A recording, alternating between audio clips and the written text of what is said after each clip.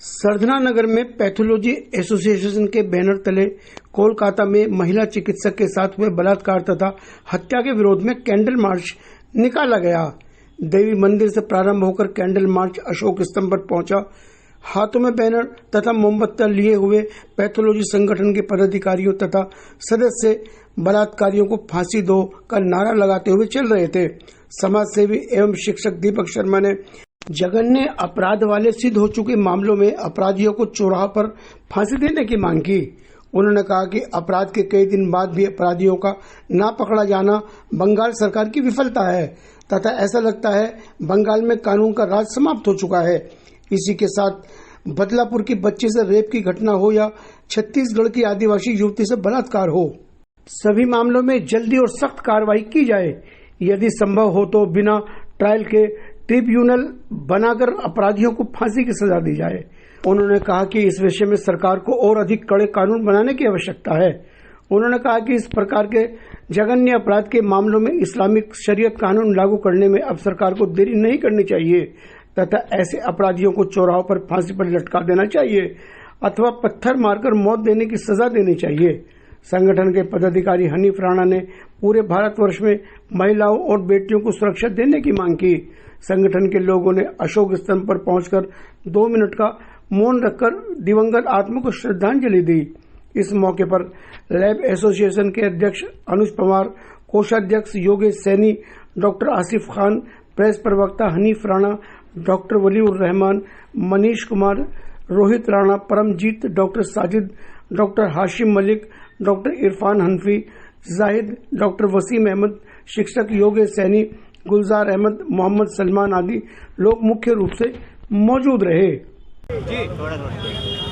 आज ये जो पैथोलॉजी एसोसिएशन है और जो इंडियन मेडिकल एसोसिएशन है उनकी जानिब से आज ये कैंडल मार्च निकाला जा रहा है सरधना नगर में, जो देवी मंदिर से प्रारंभ होकर के और अशोक की लाट तक जाएगा।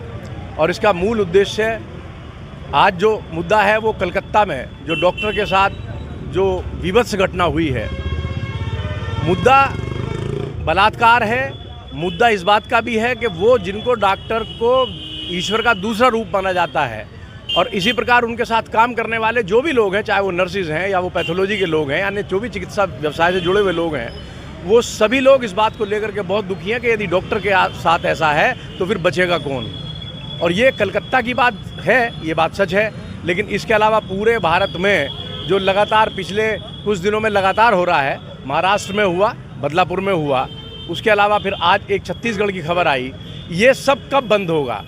मैं तो एक मांग करता हूँ यहाँ आज एसोसिएशन की तरफ से, अपनी ओर की तरफ से, कि बिना ट्रायल के जहाँ कहीं ये तय हो जाए कि यहाँ अपराध हुआ है और अपराधी का पता चल जाए, बिना ट्रायल के उन लोगों को फांसी दी जाए और चौराहों पर खुलेआम फांसी दी जाए।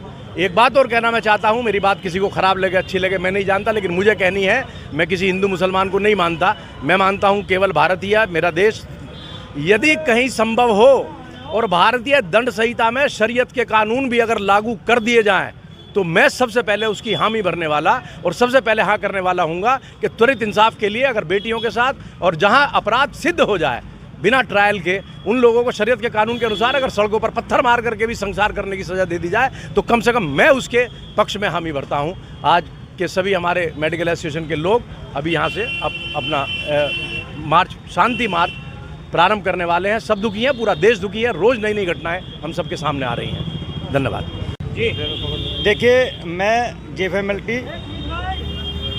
इंडियन एसोसिएशन का सदस्य भी हूँ और सरधना लैब टेक्नोलॉजी एसोसिएशन का मेंबर भी हूँ। हम यही मांग करते हैं, जैसे कि आज पूरे देश में शरिया कानून कुछ मामलों में, मैं भी इस चीज़ को कहता हूँ कि कुछ मामलों में जैसे कि बलात्कार है या और कई जघन्य अपराध हैं, उनके लिए अगर शरिया कानून लागू कर दिया जाए तो इसमें कोई दो राय नहीं है।